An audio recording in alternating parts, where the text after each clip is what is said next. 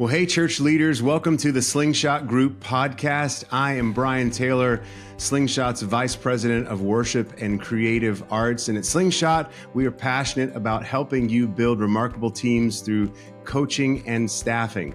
And today, I get to host our CEO, Tim Foote, as we have a timely and relevant conversation about quitting. Tim, always great to have a conversation with you. It's great to talk to you anytime, Brian. It's just good to chat about this and have people listen in. Absolutely. And this is a big topic today because our team gets the privilege of engaging with thousands of leaders every year who are in transition. And truthfully, some of them are quitting where they're at. And we know that this is a vulnerable time. It's a time where people are asking big questions and they have big feelings. We also know that no matter where you're at in your journey today, at some point, we're going to find ourselves here because transition happens to all of us. Yeah, Brian, as you said, we have a lot of conversations with a lot of leaders in transition, a lot of churches that are dealing with transition. And we see that, a lot of leaders quit for the right reasons. God's calling them on. We'll talk about those in a minute. But a lot of leaders quit for the wrong reasons. And so later in this conversation, I want to get to the things that we all should be quitting. So yeah, Tim, you bring up a good point because not a day goes by really where we're not talking with or reading about someone who's leaving their role or preparing to leave a role in ministry. And sometimes it's to step into another ministry role, but often what we're seeing right now is they're stepping into something entirely different. Right. And I know that quitting is not a new thing, but we're seeing a number of people, a record number of people that are quitting right now. So what would you say is going on? Yeah, the landscape of ministry, Brian, is so different than it's ever been before in this cultural moment. I mean, ministry's become harder in our post-pandemic reality, and a lot of things play into that. A recent Barna article shared that 42% of pastoral leaders specifically have considered quitting this past year. A majority point to the immense stress of the job. Now, it's interesting in our seat because we see a lot of data, right, Brian? But we also get a lot of anecdotal perspective. From the conversations we're having. Oh, absolutely. And we hear things like leaders are lonely and feel isolated, especially senior leaders. They're expected to be experts on everything. Culture right now is so divided, and threading that needle is so hard. But then you go deeper into the organization, it's a whole different set of reasons that people are considering transition or considering quitting their leadership role. Things like wanting more flexibility. We'll talk in a moment about the desire for remote work. People are elevating self-care and lifestyle more than they ever have before. Right. Leadership void in organizations. There's so many different reasons playing in some ways, and we talked about it got talked about so much, the candidate crisis. We're now seeing kind of the aftermath of the storm in a way. And just the different narratives we hear are fascinating. You know, you bring up a good point. With the work that we do, the nature of the work that we do, like I said, we're engaging with people in a very vulnerable and transparent time. We end up being a bit of a safe harbor as they're processing these conversations, trying to figure out what steps to take and the right way to do it. They need help navigating this because though it does come at some point to all of us, none of us are great at it. Right? When these situations come up, transition is tough. Even the best laid plans, as every leader that's transitioned or had someone transition from their team that are listening, they know things get sticky. They get a bit confusing. So one of the things that we want to highlight for leaders today is some of the common things we hear about why leaders may want to transition from their ministry. Well, why are they quitting? Tim, what would you say some of those big points are? Well, I would start by by highlighting a shift in calling. Hmm. And this is the best when it happens this way, when God makes it super clear in a leader's life that he's calling them to something rather than them running from something. To go to something is so important. To take a new role, to plant a church, to start a nonprofit. We're always listening really carefully when a leader comes to us and says, "Hey, I feel like a Holy Spirit shift is coming. And I feel like God is calling me to something new." It's like, well, tell us more about that, or but also tell us about your current environment, because we want to hear whether or not a leader is running from something. And when you talk about safe harbor, Brian, that is such an honor to be safe harbor for so many leaders. But we're also serving churches and kingdom, and we want to see that continue to move forward. I mean, Yes. we're needing to, more than ever in this current environment, tell a more beautiful story about what it means to serve on the front lines of ministry, because there's a lot of leaders that are moving to marketplace. And so that would lead into the next reason, and it's opportunity. They're looking to grow, take a next step in their career, or have an opportunity to go to their dream job. And so they'll often say, or they want an opportunity to go to their dream job. One of the questions that we'll often ask on a call with a potential candidate, a leader talking to us about transition, is, how would you describe the best role for you? Because ideal scenario. Ideal scenario. Let's start with that. You know, I also had a leader come to me just recently that was talking about moving to marketplace and said, "Please, Tim, give me an honest assessment of whether, if I stay in ministry, I can actually provide for my family." Wow. Yeah, and it was a great conversation where I was able to say, absolutely, we're seeing churches make great shifts in looking after their people and working out how to make this a sustainable income for looking after their family. But yeah, there's so many different things that are playing into these conversations. Those are two big ones. But then let's talk about things like location, compensation, and culture. They're kind of a big three for us, wouldn't you say, Brian? I'd be interested in your thoughts about this too. But location, I want to be close to family. And you need to be honest about that. You know, I can speak really well about that because of moving to the other side of the world. I mean, I've had some sweeter times with family living away from them, more concentrated times, rather than taking it for granted being close to them. And so sometimes you're able to bring some perspective to that.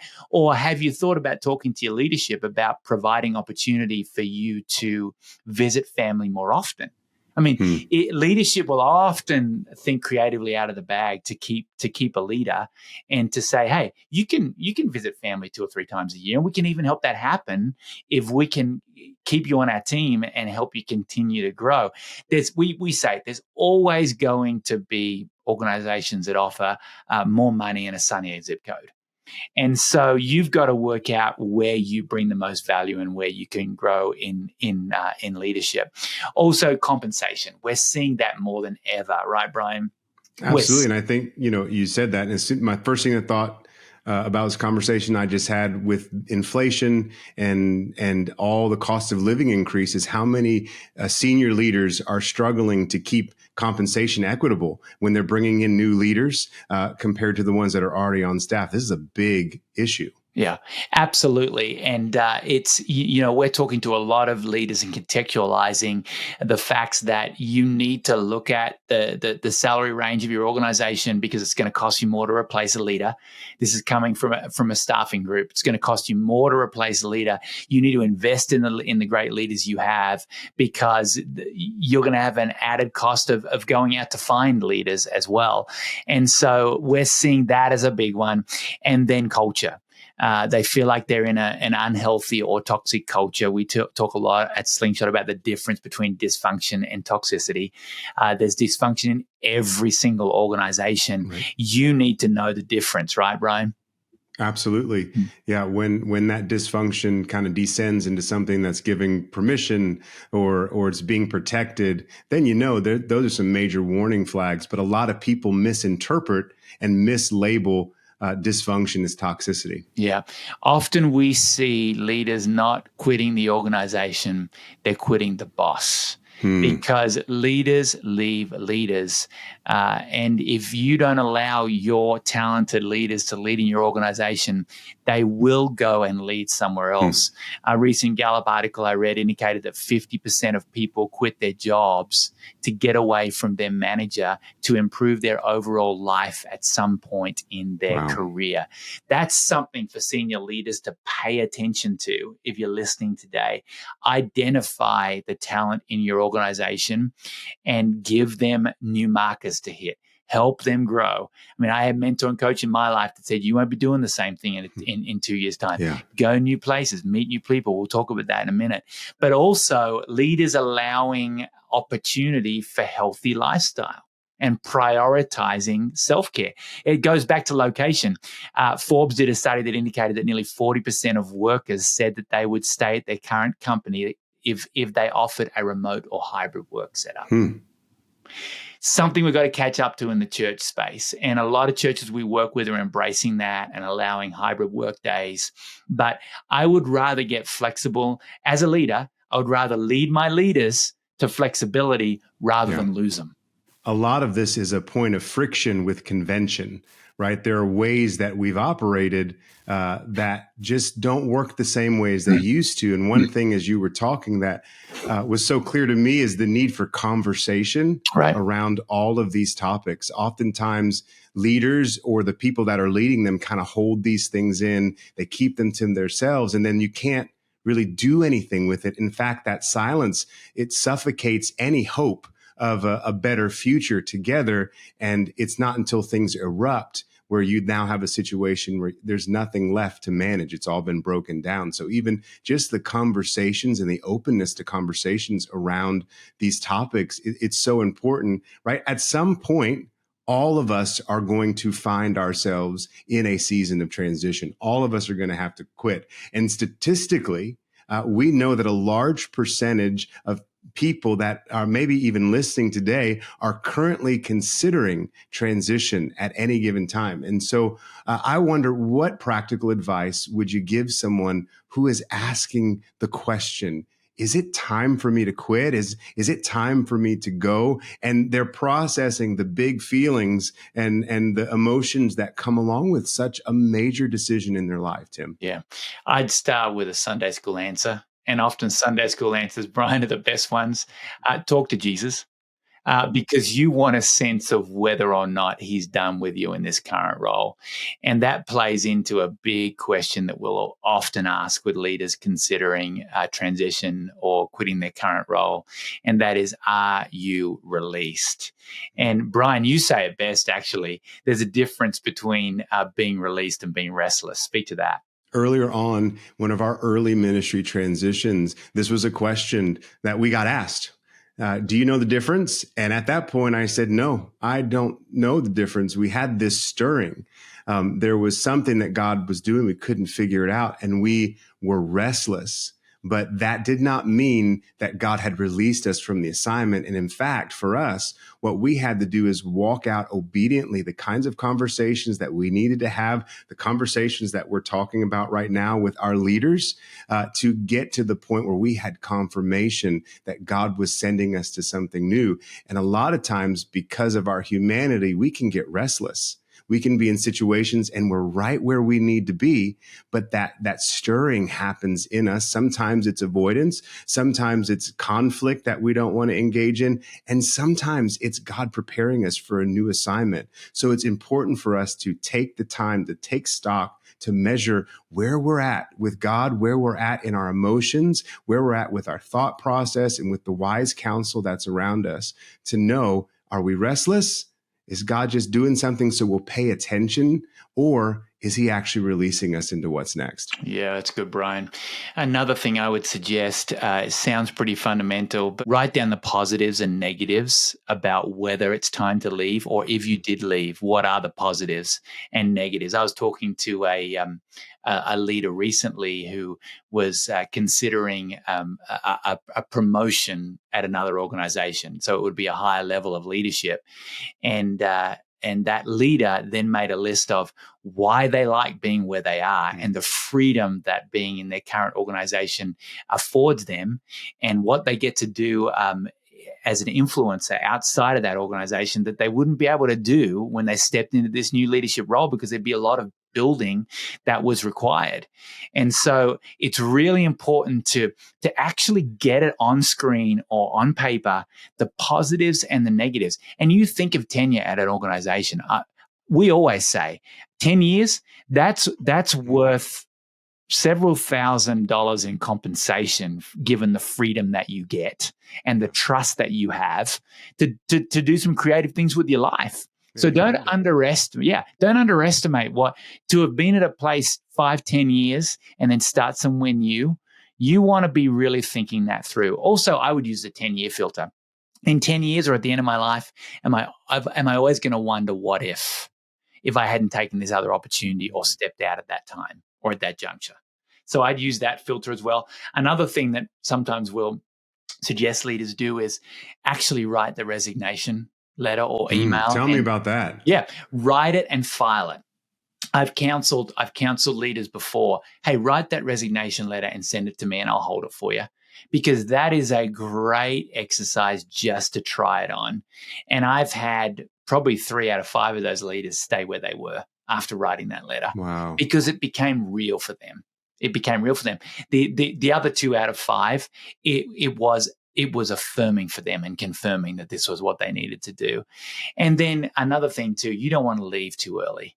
You do not want to miss out on the growth God has for you in this season and your growth as a leader. That is a gift. And in the work that we do, working with so many churches and leaders, we see people leave too early and they miss out, and they take the weaknesses to their next organization with them that they didn't stick around and learn through. I mean, when you stay beyond 5 years, beyond 10 years, beyond 20 years, you grow as a leader in very unique ways. You also grow when you transition too, if it's God-led and he's leading you forward. But you don't want to miss out and leave too early. You don't want to quit the day after Christmas or the day after Easter Sunday. When all the tensions are high and the tanks are low. Or on a Monday. You want to quit at the right time. I'd rather work through the tough season and transition when things are healthy and celebrate that and take the learnings with me.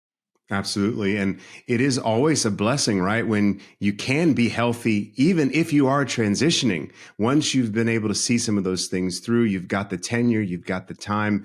It's always a great feeling to know that you're leaving on good terms. The sad reality, though, is I think we often see a lot of leaders who are quitting because they're burned out. They're lonely. They're feeling stuck. Some of the things that they wanted to talk about, maybe they haven't had the opportunity to. Tim, how do they navigate that for the leaders that find themselves there? They're listening right now going, man, I don't know how I got here. I don't know how to get out of this place. Or maybe the leaders that are listening, they're trying to avoid getting to that point at all. What should they do? I'm glad you brought burnout up, Brian, because it's really interesting how many leaders will talk to us and want to talk about what they're looking for, but we'll have to ask questions about, hey, tell me about your current reality, because that's when it's revealed to us that they're actually just exhausted.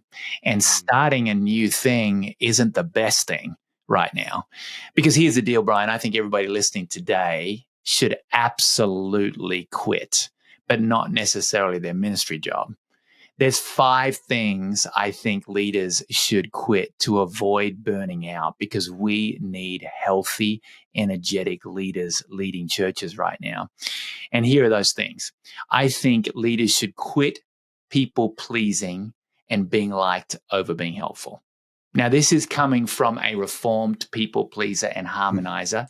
I have learned that people pleasing can get you in way hotter water than just making the call. Leadership is hard, and sometimes you just have to lean in and do what you believe God is leading you to do, and control what things you can and leave the rest to Him. And so we need to quit being people pleasers. We also need to quit delaying time off and self-care. That's a big one. Yeah, it's a huge one. Your number one stewardship responsibility is not your congregation. It's you. Your number one stewardship responsibility is absolutely you. So you need to be looking for life-giving activities that keep filling your tank. You need to operate in the way that gives you a better quality of life. We'll often talk to leaders who are just done with being in what they see as a toxic situation and don't realize that they're complicit. And we'll often say to those leaders, how about you start operating in a way that's healthy? And if you get fired for it, well, there's your answer. Yeah. But if you start thriving, well, then you realize that was kind of on you. It's like they're placing the burden of their health on the organization first, as opposed to looking to how they're leading themselves, stewarding themselves. Absolutely. We know that one of the number one values in attributes in healthy leadership or impactful leaders is self-awareness. Tune into your own telemetry. You might need to look that word up. I needed to when I was told to pay attention to mine.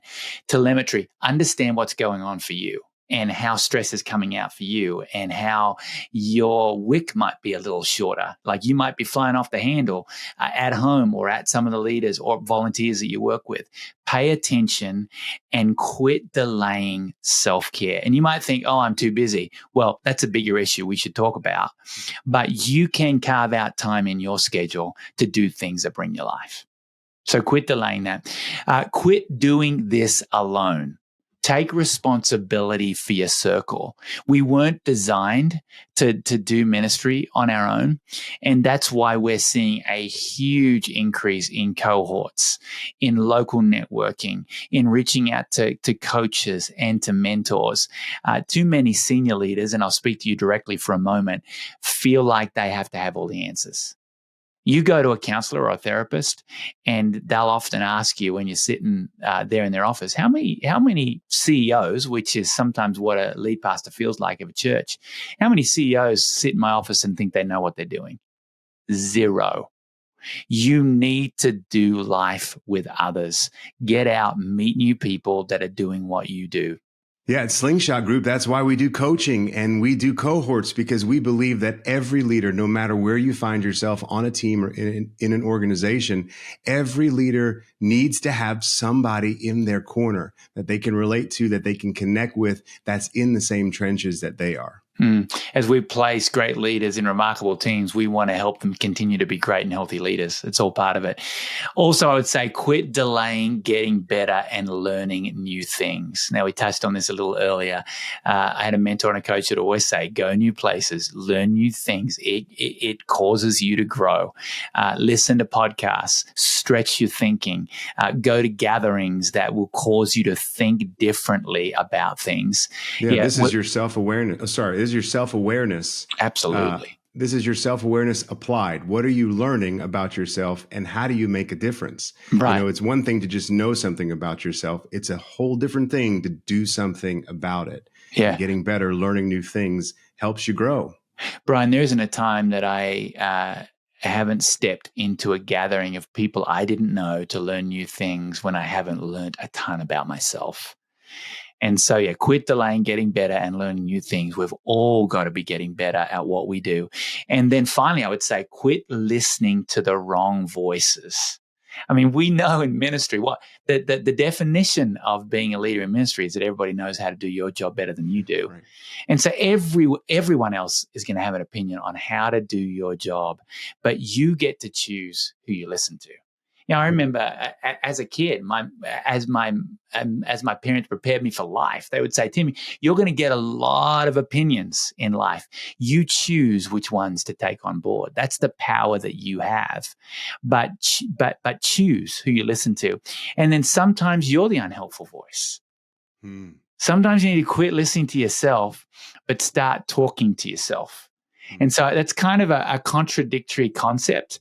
But in challenging times, when you listen to yourself too much, your voice is often not a helpful voice. Wow. And so you need to start rehearsing scripture and start rehearsing things that remind you of the leader that you are called to be, that reminds you of the leader that you were designed to be, and reminds you that you are loved, accepted, and you're called to not be anxious.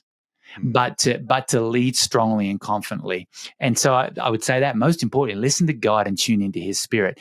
Our number one stated value at Slingshot and everything we do in our staffing and our coaching is Spirit led, because it's so important to go first to God and seek His guidance in all of this. And we all have those moments where we have to preach to ourselves, right, Brian? Absolutely. This is a part of what Scripture says, taking our thoughts and making them captive and obedient to Christ. This is a part of it that we don't think about oftentimes. Sometimes the thoughts are going to enter that we need to just flat out reject. And like you just said, we need to preach to ourselves and remind ourselves the truth of who God has called us to be and who He says that we are. That is the voice that we need to listen to. Yeah. So church leaders, just to recap that, we're calling you to quit today, but not your ministry job. We're calling you to quit pleasing people, quit delaying time off and self-care, quit doing this alone, quit delaying getting better and learning new things, and quit listening to the wrong voices.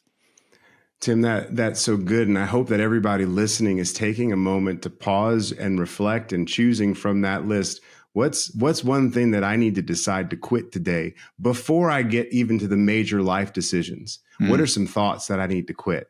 What is some isolation that I need to quit? Putting myself into situations where I'm alone and I'm not speaking up. I'm not having the conversations that I need to have. It's really practical and helpful advice for all of us today, myself included, because wherever we're at in our leadership journey, there are stages of transition that are going to impact each of us. And it's important that we honor what God is doing in the middle of them. Tim, thank you for sharing that. I wonder, do you have a final word of advice for those that are listening today as we're wrapping things up? Yeah, our mission at Slingshot is to build remarkable teams. You know, our passion is to bring value to every church and leader that we interact with and work with. Our priority is placing great people on great teams and helping them stay healthy and be healthy. And Brian, you know I love to teach, and so I do have an acronym for you if you want. If it helps you, want it? Am I going to give it to you? Bring it. All right. The word quit. Quiet yourself. Listen to what God is saying and lead how He wants you to lead. You unify with others who do what you do. Spend time with others. I initiate new ideas and grow. And T, talk to yourself. Don't listen to yourself. Preach truth to yourself. Tim, that was great stuff. And it's a powerful reminder for all of us about the things that we need to quit to be the remarkable leader that God has called us to be. And if you enjoyed this episode, please subscribe, leave a review to help us get this conversation in front of more leaders like you, and share it with someone, especially the people in your life right now who might be at a spot where they're considering quitting. Thanks again, and until next time, stay curious and reach for the remarkable.